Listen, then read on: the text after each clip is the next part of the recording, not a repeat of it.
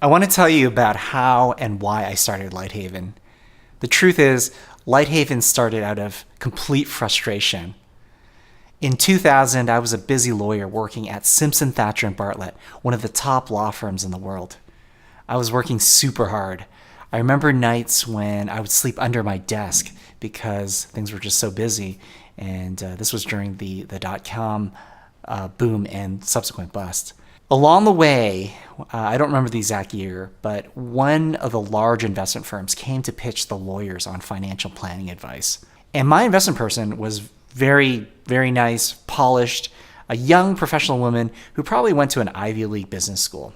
And this was probably one of the easiest sells for her because at the time my thought was, I'm a busy lawyer. And I'm sleeping under my desk. I'm working around the clock. What I do best is practicing corporate law. And I don't have time to manage my investments. So I'm going to let this professional do it. So I was with them for quite a few years. And just on a lark, I'm not sure why, I don't remember why I did this, I decided to take a look at my performance.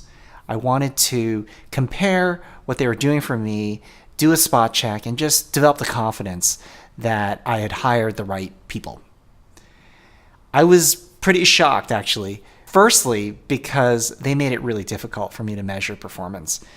My statements didn't include a track record. It didn't include performance information. So I had to ask a ton of questions. When I got the information, I quickly realized that the performance was not good. The performance didn't beat the market. It didn't even beat mutual funds. It was frankly very, very underwhelming and did not meet expectations. So I had a conversation with my investment advisor. And this was another very surprising conversation. I asked questions about performance. I asked questions about some of the stock recommendations that she had given me. And her responses were incredibly superficial. I got the feeling that a lot of her responses were canned, and that she herself really didn't know much about the stocks that she was recommending. And it was at this time that I came to the realization that these investment firms were really sales organizations designed to raise large amounts of money from professionals and wealthy people to give some advice, probably from a team far away in New York or someplace else, and that the investment advisor's job was to basically visit me every once in a while and keep me content and happy, to answer basic questions, and to prevent me from leaving the firm, because the firm basically made all their money from taking fees from my account. Well, it was at this time that I had a flash of inspiration and frustration and anger, and combined that with a splash of naivete. And I thought to myself, their performance is so bad, I could do this. I could do a better job on my own.